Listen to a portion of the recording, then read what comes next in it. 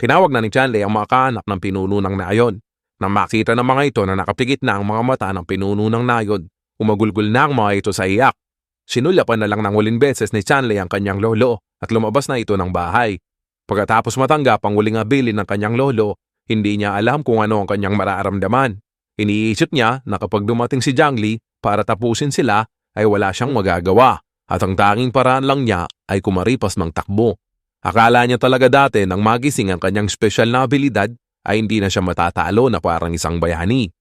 Bakit pa kasi dumating ang ganitong problema, sabi ni Chanley? Gusto ko lang naman manatili sa bahay at yumakap ng manika. Nang malapit na siya sa bahay, may nakita siyang isang babae na naghihintay sa kanya. Nang makita ng babae si Chanley, lumapit kaagad dito at nagtanong, "Ikaw ba si kapatid na Chanley?" Namula ang mukha ni Chanley at nauutal na sumagot, "Oo, ako nga." "Sino ka?" Makikita sa mata ng babae ang kagaalakan. "Ang pangalan ko ay Sulili. Pumunta ako dito para magpasalamat sa pagligtas mo sa aking ama." Tinuwento niya sa akin kung paano mo sinugal ang buhay mo para lang mailigtas siya. Hindi alam ni Chanley kung paano siya magre-react. Hinimas niya ang likod ng kanyang ulo at sinabing, "Wala yun naman dapat ang ginagawa ko." At sa mga sandaling yon, na-realize ni Chanley na hindi siya ang may kasalanan at kalaban. Bagkus, siya ang bayani at tagapagligtas. May mga sugat at tama pa ang aking ama, kaya hindi siya mismo ang pumunta. Kaya pinapunta niya ako para pasalamatan ka ng personal. Huwag ka nang masyadong formal, sabi ni Chanley. Pares lang tayong taga-nayon at lahat tayo ay parte ng pamilya Su, kaya tutulong ako hanggat makakaya ko. Pagkatapos ng sandaling pag-uusap, umalis na si Lily. Sa mga sandaling yon, hindi pa rin umuupa ang mabilis na pagtibok ng puso ni Chanley. Naramdaman niya na umiibig na siya kay Lily. Nag-imagine na ito, naisip niya sa wakas, makakatusok na siya ng tunay na manika. Nag-isip na rin siya ng mga pangalan ng kanilang magiging anak. Dahil dito, naging determinado si Chanley at sinabing, "Simula ngayon, poprotektahan ko ang mga taga-nayon at pananatiliin na ligtas ang lugar na ito para kay Lily at sa mga magiging anak namin." Nakabalik na sa bahay si Chanley. Pagkatapos ng dalawang engkwentro, kailangan niyang makaisip ng paraan kung paano niya lalabanan si Jiang Li. Pero malinaw na kay Chanley na nakakakilabot si Jiang Li. Kaya lang nangako ako sa aking lolo, sa isip ni Chanley, na poprotektahan ko ang nayon. At ngayon na meron na akong iniirog, hindi ko hayaan na sirain ang kaligayahan ko. Pero nag-aalala pa rin siya dahil ginalit nila si Jiang Li, baka sumugod ito at ubusin sila. Paano ko ito haharapin, sabi ni Chanley. Ang pagkonfronta at paglaban sa kanya ng direkta ay paniguradong pagkatalo. Pagkatapos ng mahabang pag-iisip ni Chanley, napagtanto niya na ang tanging paraan lang para maresolba ang sitwasyon ay makipagkasundo kay Jiang Li. "Galing ko talaga," sabi ni Chanley. "Isa talaga akong ngenyo. Biruin mo, naisip ko pa yon. Kahit na delikado, sulit naman para protektahan ng Su family at ang aking Lily." Kagad itong pumunta sa computer para hanapin ang contact number ni Jiang Li. Habang nasa computer, nagpapantasya na ito na marahil gusto na siya ni Lily dahil niligtas niya ang kanyang ama, tulad ng mga napapanood niya sa teledrama. Sa sumunod na umaga, lumabas si Jiang Li para ayusin ang nasirang mga patibong at iniisip niya na sa malamang ay hindi muna aatake ang mga taga-nayon. Pero kung sakali man na may umatake ay may inianda pa rin ako. Ang mga ordinaryong tao ay wala namang banta sa akin, pero kailangan kong mag-ingat sa mutant na yon, lalo na kung lalakas pa siya. Pero kahit papano, may kaunting pag-anga ako sa kanya dahil ang ugali niya ay may pagkakatulad sa ugali ko. Parehas naming pinapahalagaan ang aming buhay. Kung hindi ko siya magamit para sa aking interes, kailangan ko siyang tapusin kaagad-agad. Nagpagod-paguran si Jiang Li pagpasok niya ng bahay. Nang makita ito ni Joker at ni Yang Mi, nilapitan nila ito kaagad para bigyan ng malambot at matigas na masahe. Si Joker ay buong kusong tapat na kay Jiang Li, samantalang si Yang Mi, pagkatapos ng nasaksihan niya kagabi, ay napagtanto niya na hindi na matatapos ang niebe. Kaya buong kuso na rin niyang tinanggap na umasa at magtiwala kay Jiang Li. Biglang tumunog ang cellphone ni Jiang Li at may tumatawag. Kaagad, naalala ni Jiang Li ang karanasan niya kay Lu Pengga, kung paano inilabas at ipinagkalat ang kanyang sikreto. Sino kaya itong tumatawag, sabi ni Jiang Li. Sa pagkakataong ito, mas mainahon na niyang sinagot ang tawag. Pero bago pa siya makapagsalita, masayang nagilaw ang kabilang linya. "Jiang Li, si Chanley ito, mula sa Su Family Town. Pwede mo ba akong bigyan kahit konting oras? May gusto sana akong pag-usapan." Nang marinig ito ni Jiang Li na mula sa Su Family Town ng kausap niya, naging alerto ito. Pagkatapos ng pag-atake nila kagabi, masama na ang pingin nito sa kanilang nayon. Nagpatuloy si Chanley sa kabilang linya. Tumawag ako kasi umaasa ako na baka pwede tayong magkasundo at maiwasan natin ang gulo sa inaharap. Nang marinig ito ni Jiang Li, natawa ito at sinabing, "Hindi ko naman kayo ginugulo ha. Kayo naman lagi ang nag-aamon sa akin. Ngayong na-realize nyo na hindi nyo ako kaya, tsaka kayo hingi ng kapayapaan? Ayop na lohika yan. Walang ganun." Nang marinig ito ni Chanley sa kabilang linya, kaagad pinabahan nito. Tumatak na sa puso ni Chanley ang takot. Pagkatapos ng dalawang engkwentro, alam niya napakalakas na ni Jiang Li at nakamamatay. Sumagot ito ng may panginginig sa boses. "Tumawag talaga ako sa iyo, Jiang Li, para humingi ng tawad. Ang lahat ng ito ay kasalanan ng aming nayon. At patawarin mo sana ang aking mga simpleng kanayon. Lalo na, hindi ka pa naman nila nasaktan. At malaking kawalan na rin ang dinanas namin. Pwede kang magbigay kahit anong kondisyon. Basta kaya namin, gagawin namin." Naramdaman ni Jiang Li na may kakaiba dahil masyadong magalang ang kausap niya sa kabilang linya. Tinanong niya ito, "May karapatan ka ba na irepresenta ang Su Family Town?" Sumagot si Chanley ng, "Oo." "Sa anong dahilan?" balik na tanong ni Jiang Li. "Sa totoo lang," sabi ni Chanley, "ako yung mutant na nakasagupa mo 2 beses na." Nang marinig ito ni Jiang Li, nagseryoso kaagad ang mukha nito at sinabing, "Kung gayon, ikaw pala yon." "Oo, ako nga," sabi ni Chanley. "Sa palagay mo, kwalipikado na ba ako?" Naisip ni Jiang Li, kung ikaw nga talaga yan, may karapatan ka makipagnegosasyon dahil sa ilang naman ako nag-iingat at nag-aalala. At saka sa ganitong apocalypse, ang abilidad sa pagkontrol ng yelo at niebe ay malaking sandata. Kung magagamit ko siya, malaki ang pakinabang ko sa kanya. Sumagot si Jiang Li, "Di ba sinabi mo na kapag kumayag ako na makipagkasundo, tutuparin at ibibigay mo ang anumang kahilingan ko?" Nakarandam ng pag-asa si Chanley at nangipi ito at sumagot, "Basta kaya ng aming nayon, gagawin namin ang lahat para masiyahan ka." Pagkatapos ng laban ni Jiang Li sa mga taga-nayon at kay Chanley, halos sigurado na si Jiang Li na alam na nila na may hawak siyang maraming supply galing sa Walmart warehouse. Pero hindi siya interesado kung ano man ang ialok ng mga taga-nayon. Sumagot si Jiang Li ng seryoso, "Isang bagay lang ang gusto ko sa'yo, at ikaw ang gusto ko." Nagulat si Chanley at napasigaw ito sa takot. "Huwag kang ganyan, Jiang Li. Hindi ako bading." "Sira ulo," sagot ni Jiang Li. "Ang ibig kong sabihin, interesado ako sa iyong special na abilidad. Kung talagang seryoso ka, pumunta ka dito sa lugar po ng mag-isa. Nang sa ganon, makita ko kung karapat-dapat ba na makipagkasundo ako sa iyo. Kung hindi," sabi ni Jiang Li, "hindi ko palalampasin ang pagsubod nyo sa akin. Alam mo naman, wala naman kayong kalaban-laban sa akin. Pabilipat ko sa kabilang ilog, madali ko na lang uubusin ang mga nakatira sa nayon nyo." Natapos si Chanley at napatayo ito sa upuan. Nanginig ang buo niyang katawan at sumagot, "Huwag kang padalos-dalos, Jiang Li. Wala kang mapapala kahit ubusin mo man ang mga taga-nayon. At saka, ang nayon namin na tanging bulya ay hindi masyadong nagkakalayo. Kung sakali sa inaarap ay may banta sa labas, pwede tayong magtulungan." Sumagot si Jiang Li na may pangungutya, "Banta? Di ba kayo ang pinakamalaking banta sa akin ngayon? Kapag natalo niyo ako, kukunin niyo ang mga supply at asawa ko. At ngayong hindi niyo naman ako matalo, nakikipagkasundo kayo. Pero ayaw mo lamang sumugal. Masyadong halata ang mga galawan niyo.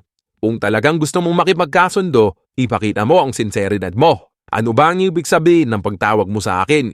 Para lang sabihin ako?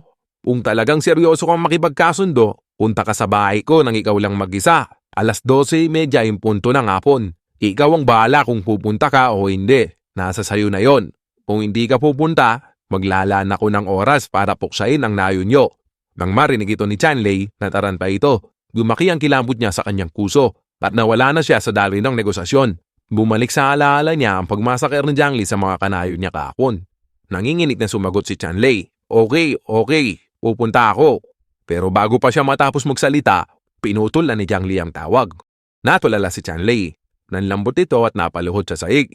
"Tapos na," sabi ni Chanley. "Panigurado, sa pagkakataong ito, mamamatay na ako. Hanggang dito na lang ba ang masarap pong buhay?" Samantala, pagkatapos patayin ni Jiang Li ang tawag, naging seryoso na ito at nagsimula na siyang gumawa ng plano sa pagkikita nila mamayang hapon. Sa isip ni Jiang Li, ang abilidad ng lalaking ito ay may walang hangganan na potensyal at pwede siyang maging malaking banta sa akin. Pero kung magiging tagasunod ko siya, mas magiging maganda yun. Tumayo si Jiang Li at sinabing, "Tetestingin ko muna siya mamayang hapon at pagkatapos, tsaka ako magdidesisyon kung papatayin ko siya o hindi. Magpapahinga muna ako." Habang nagpapahinga si Jiang Li, pumasok si Yang Mi. "Pumunta ako dito para sana samahan ka," mainang sabi ni Yang Mi. "Wag na," sabi ni Jiang Li. may kailangan na pong gawin mamayang hapon. Nalungkot si Yang Mi sa tugon ni Jiang Li. Nang makita ito ni Jiang Li, kailangan ko pala ng malambot na unan. Dagdag na sabi ni Jiang Li. Makikita sa mukha ni Yang Mi ang kasiyaan. Nakapagdesisyon na siya pagkatapos ng mga nangyari noong isang gabi na buong puso na niyang susuportahan si Jiang Li hanggang sa inaharap. Nagulat si Yang Mi. Mula kapatagan, umarap pa karagatan si Jiang Li. Basta gisingin mo ako ng 2:00 ng hapon, sabi ni Jiang Li. Hindi na nakapagsalita si Yang Mi dahil sinisisid na ni Jiang Li ang perlas ng silangan ni Yang Mi. Yum yum yum! Gago ka talaga, Jiang Li! Pagkatapos ng masarap na pagpapahinga ni Jiang Li, pumunta na siya sa balkonahe. Iniintay at sinisipat sa kanyang sniper rifle ang pagdating ni Chanlei. Pagkalipas ng ilang sandali, may lumitaw na medyo matabang figura sa tactical scope ni Jiang Li. Natatandaan niya na ganyan din ang figura ng mutant na nakasagupa niya kagabi. Iniisip ni Jiang Li na kapag pumasok na siya sa tamang distansya, pasasabugin niya antimado ang ulo nito. Pero bago pa siya makalapit, ilang akbang pa lang, nadulas na ito. Humagalpak sa tawa si Jiang Li at iniisip niya, eto ba yung mutant na may potensyal na walang hanggan? Pero hindi ako pwedeng magpabaya, sabi ni Jiang Li. Kaya ay pinagpatuloy niya ang pagmamasid sa kanya. Tumayo ulit si Chanlei. Pagkatayo nito, natumba ulit ito. Nang makita ito ni Jiang Li, naisip niya mukhang natakot ko siya ng sogla. At sa itsura niya, mukhang hindi naman siya mapanganib. Mag-relax na si Jiang Li at naganda na ito para harapin si Chanlei. Tumawag si Chanlei at sinabing, nandito na ako, pero paano kita mapupuntahan? Ang bahay mo ay puno ng patibong. Mag-aalangan ako. Diyan ka na lang, sagot ni Jiang Li. Ako na ang pupunta sa'yo. Pagkakita ni Chanlei kay Jiang Li, nanginig ang mga paa nito. Ikaw ba si Jiang Li? Tanong niya. Hindi niya inaasahan na ang walang pusong mamamatay tao ay guwapings at kagalang-galang ang itsura. Inipon niya ang kanyang tapang at sinabing, sumunod ako sa iling mo at pumunta akong mag-isa. Sapat na siguro ito para ipakita na seryoso ako na makipagkasundo. Huwag na tayong mag-away at wala namang kwenta ang labanan. Wala namang mabebenepisyo sa atin. Nang marinig ito ni Jiang Li, ngumisi ito. Kung may kwenta man o wala ang labanan na to, hindi ikaw ang magdedesisyon. Kayo ang unang umatake. Tapos ikaw pa ang may lakas ng loob na sabihin yan. Magkamot sa likod ng ulo si Chanlei. Ngumiti ito at sinabing, oo, tama. Kasalanan naman ng nayon namin. Anong kondisyon ang mga gusto mo para hindi mo na kami salakain? Gusto kong malaman kung ano ang kaya niyong ibigay para patawarin ko kayo, sabi ni Jiang Li. Lahat kahit ano, sabi ni Chanlei. Huwag lang ang buhay ng mga taga-nayon. Sa isip ni Jiang Li, wala naman akong kakulangan pagdating sa mga pagkain at supply. At wala rin akong kailangan sa nayon nila. Pero kailangan ko pa rin ipaalam sa kanila kung sino ang boss dito. Ibigay mo sa akin kung sinong nagutos na atakihin ako. Ang taong yun ay kailangang mamatay. Kung hindi, wala tayong kasunduan. Natuwa si Chanlei sa narinig niya at sinabing, ang nagutos sa pag-atake sa'yo ay ang aming pinuno ng nayon. Pagkabalik niya kahapon, namatay siya sa takot sa'yo. Kontento ka na ba? Medyo naguguluhan si Jiang Li dahil mukhang masaya pa si Chanlei. Ilang daang tao ang pinatay ko kahapon, sabi ni Jiang Li. Wala ka bang kamag-anak doon? Hindi mo ba sila pag-iigante? Malungkot na nagsalita si Chanlei. Ang mga magulang ko ay namatay na kagad nang magumpisa ang apocalypse. Ang tatay ko ay may masamang kondisyon sa puso. Hinatake siya sa unang araw ng apocalypse. Hindi namin siya nadala sa ospital dahil walang ambulansya sa tindi ng niebe at namatay lang siya sa bahay. Ang nanay ko naman ay namatay sa kama pagkalipas ng 1 linggo at ang iba naman ay hindi ko kaano-ano. Lahat sila ay mababa ang tingin sa akin. Sa mata nila, isa lang akong walang kwentang tao na naglalaro lagi sa bahay buong araw. Kaya wala akong pakialam sa ibang miyembro ng pamilya Su. Kaya hindi ako galit at wala akong sama ng loob sa iyo sa pagpatay mo sa daang-daang miyembro ng pamilya Su. Sa totoo lang, kabaliktaran pa nga napana mo pa nga ako kung paano mo kami nabot sa iyong sasakyan na may sniper rifle. Astig yun, sabi ni Chanlei. Nang marinig ito ni Jiang Li, nagdesisyon siya na bigyan ito ng pagkakataon. Sige, sangayon na ako sa kapayapaan, sabi ni Jiang Li. Pero hindi ako interesado sa inyong nayon. Ang mga taga-nayon ay wala namang banta sa akin. Kaya lang ikaw, mukha kang interesante. Kaya para sa'yo, aayaan ko na yung nayon. Natuwa ng gusto si Chanlei at magmamadaling tumakbo para yakapin sana si Jiang Li. Dahil kinilala siya at nakatanggap siya ng papuri sa mas malakas sa kanya. Kaya para sa kanya, isa itong karangalan. Tinas ni Jiang Li ang kamay niya at pinigilan ito at sinabing, huwag ka munang magsaya. May mga kondisyon pa ako. Simula ngayon, kailangan mong sumunod sa mga utos ko at tuparin kung ano man ang mga kahilingan at kagustuhan ko. Nang marinig ni Chanlei ang kagustuhan, natakot ito. Paano kung ang katawan ko ang gusto niya? Napanganga na lang si Jiang Li sa iniisip ni Chanlei. Dahil nakita ni Jiang Li na nag-aalangan si Chanley, inilabas niya ang 2D na manika mula sa kanyang kabilang space dimension. Eto para sa'yo, sabi ni Jiang Li. Kung susunod ka sa akin, hindi kita tatratuin ng masama. Nagdingding ang mata ni Chanley sa ipinakitang limited edition na figure ni Jiang Li. Sa akin ba ito? Tanong ni Chanley. Oo, sabi ni Jiang Li. Marami pa ako nito. Basta sumunod ka lang sa akin ng tapat, magkakaroon ka ng maraming ganito. Manika, unan at mga laro. Niyakap na ni Chanley ang figurine at paulit-ulit na sinabi, o sige, kahit ano pang gusto mo, susundin ko. At ganun-ganun lang, matagumpay na napakanib ni Jiang Li si Chanley bilang kanyang bagong tagasunod.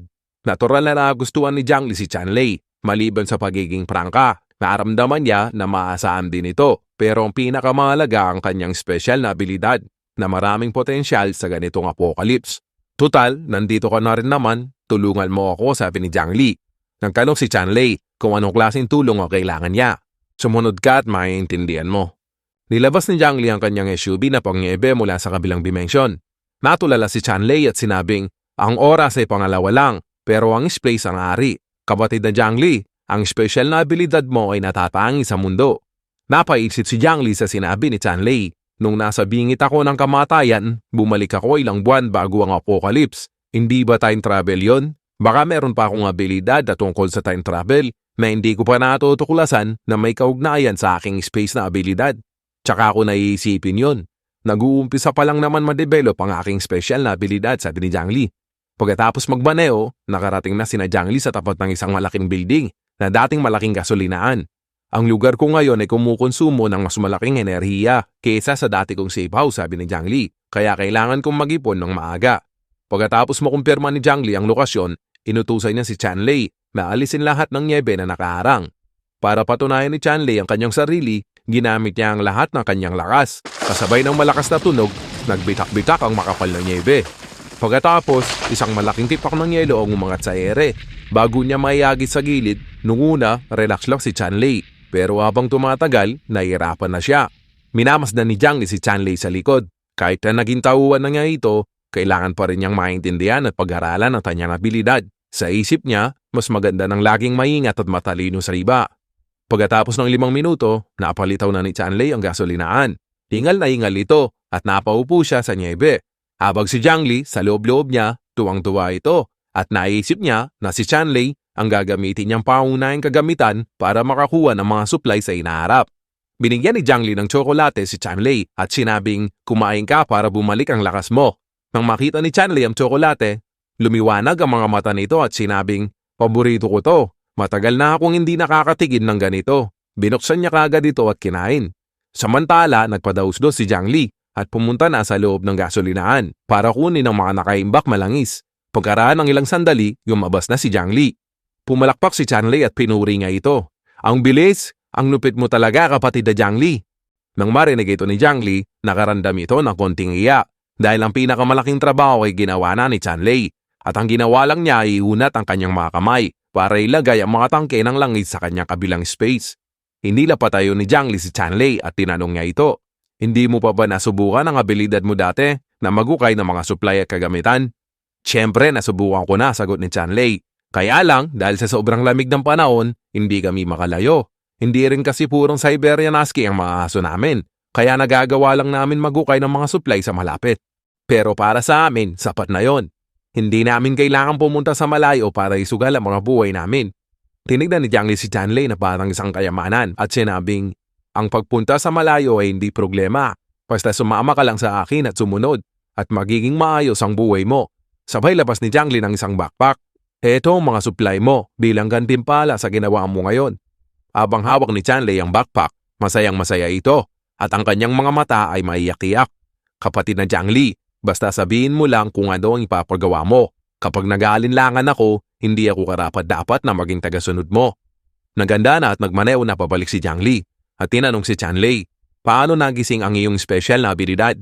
Biglang namula si Chanley na parang naiiya. Nung mamatay ang nanay ko, ayaw ko na ring mabuhay, pero hindi ko kayang magpakamatay. Kaya ang ginawa ko, umiga lang ako sa kama para gutumin ang sarili ko hanggang mamatay. Bali nagising ang special na abilidad mo nang malapit ka nang mamatay dahil sa gutom, sabi ni Jiang Li. Lalong namula ang mukha ni Chanley. Masyado kasing komportable yung kama Kaya naisip ko, tatapusin ko rin naman ang buhay ko, bakit hindi ko bigyan ng kaligayahan ng sarili ko sa uling pagkakataon? May kaibigan ako na nagsabi sa akin dati na nakakasira ng katawan ng labis na pagbatibot. Naisip ko, ano ngayon, kung masira ang katawan ko, mamamatay rin naman ako. Kaya ang ginawa ko, walang gumpay akong nagbatibot. Alos sisubsob na ni Chanley ang mukha niya sa sasakyan. Ilang beses mong ginawa, tanong ni Jiang Li. Hindi ko na maalala, sabi ni Chanley. Siguro mga 20 pataas. Pagkatapos kong mawalan ng malay, may naaramdaman akong pagbabago sa aking katawan. Sobrang presko, nakakamangha. Tinakpan ni Jiang Li ang mukha niya at sinabing, gayon din ang paggising ng kanyang espesyal na abilidad nang malapit na siyang mamatay.